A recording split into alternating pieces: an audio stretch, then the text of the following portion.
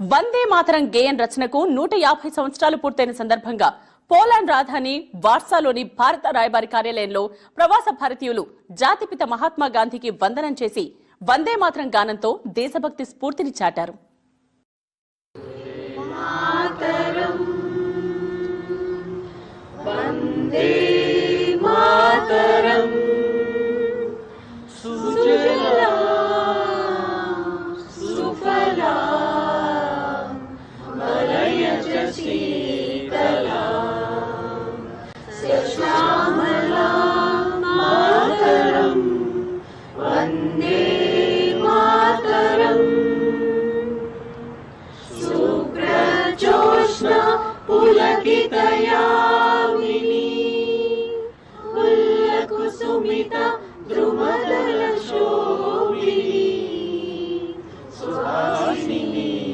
सुमधुर